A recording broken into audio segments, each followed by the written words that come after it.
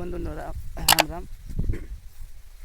जुलै महिन्याची शेतकरी बंधूंना आज 19-20 तारीख आहे आणि पावसाला सुरुवात झालेली. पाऊस रोज संध्याकाळी दिवसा असे सरीवर सरी पाऊस पडत आहे. पण पाऊस किती पडत आहे ॲक्च्युअल जर समजा आपण रानामध्ये जर हे केली, समजा रानात त्याची तपासणी केली, अगर येडा करून जर बघितलं तर खोडवा ऊसामध्ये, ज्या ऊसामध्ये पाचट आहे, आच्छादन आहे, त्या ऊसामध्ये नसल्यातच जमा म्हणजे पाऊस आहे. पण आज जी समजा ऊसाची कंडिशन मी तुम्हाला दाखविणार आहे, तिसऱ्या वर्षीचा खोडवा ऊस आहे, पूर्णपणे बघू शकतात.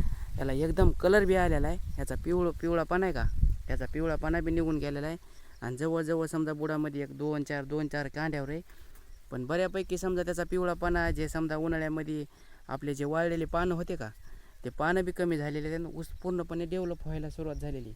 पण हे झालं कशामुळं, की जे काही पानावर आपल्या समजा पाणी पडतंय फवारणी केल्यावानी, या बाई असे थेंब इथं रात्री बी पाऊस झालेला आहे, की तेच हवेतून त्यांनी पाणी घेतलेलं आहे, त्याच्या पानावर पडलेलं आहे तेच पाणी.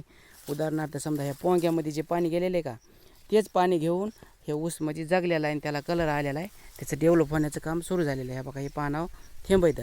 आता तुम्ही म्हणता ते कसं काय, जर समजा एखाद्या जुन्या गावामध्ये ह्याच्यामध्ये झाडं असतात बघा, पिपळाचे भिताडा उगलेले, पिपळाचे असू द्या, पपईचे असू द्या, कशाचा असू द्या, त्याला पण फळं येतात. कारण कशामुळं, की त्या हवेतून पाणी घेत असते काय, त्या भीतीमध्ये ओलावा नसते, त्या भीतीमध्ये आपण पाणी देत नाहीत, काही देत नाहीत, तरी पण ते झाडं जगत आहेत. कशामुळं, की हवेतल्या ओलाव्यामुळं हवेत जे इम्युनिटी तयार होती का गारवा, त्या गारव्यामुळं.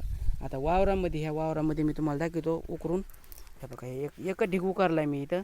कारण कशामुळं, की पाऊस किती झाला आहे किती नाही बघायसाठी. आता हे बघा हे पूर्ण पाचट कोरडे हे. आता इथं माती बघा तुम्ही, हे जुन्या ह्याच्या जळालेल्या बुडक्यात.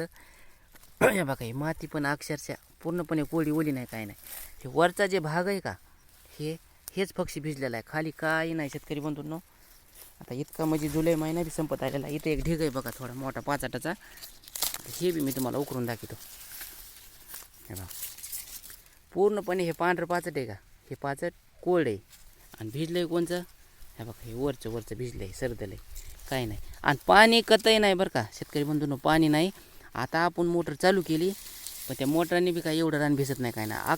हे बघा हे अख्खा जे बॉक नाही का, हे पूर्ण कोळ आहे. एक गारव्याने त्याला या अशा प्रकारे बुरशी चढायली. हे बघा आता इथं बघा, हे बघा इथं भगळ आहे ही. आता ही माती का पूर्ण माती, ही कोरडी फट माती ही. हे बघा इथं भगळ आहे.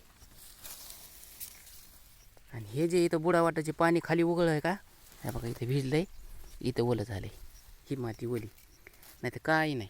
पण ऊस जागण्याची कमाल म्हणतात, एक आच्छादन, हे पाचट, ह्याच्यावरच ऊस जागलेला आहे आपला. ॲव्हरेजमध्ये शेतकरी बंधूंनो कमी जास्त होईल, त्यात काही शंका नाही, कारण आपला खर्च बी नाही. आता ह्याला आपण खतं किती दिलं ते बी मी तुम्हाला सांगतो. एकरी 3 पोते खत द्यायला आपण. खत द्यायला बी भरपूर पाऊस नाही, काय नाही, हे असंच सुरू आहे नाटक यंदा. हे बघा हे बी कोरडंच आहे इथं. तर अशा प्रकारे समजा उत्पन्न कमी येईल शेतकरी बंधूंनो, पण एक शाश्वत समजा काय जे निघन ते निघन आपलं, म्हणजे सोयाबीनच्या पिकापेक्षा बरं म्हणता येईल आपल्याला, की आपल्याला उत्पन्न तेवढं मात्र नक्की होणार. आणि कालांतराने हे उत्पन्न हळूहळू असं करून एक मातीची गुणवत्ता, माती बलवान झाली, क्वालिटी चांगली झाली, त्याच्यातले अन्नद्रव्य घटक व्यवस्थित काम करायला लागले, की उत्पन्न बी वाढणार. शेतकरी बंधूंनो सकाळी एक येड्याला आल्याच्या नंतर ही गोष्ट जी नोटीस केली का, ती गोष्ट मी तुम्हाला सांगण्याचा प्रयत्न केलेला आहे. भेटू लवकरच असा काही ना काही माहिती घेऊन. तोपर्यंत धन्यवाद. राम राम.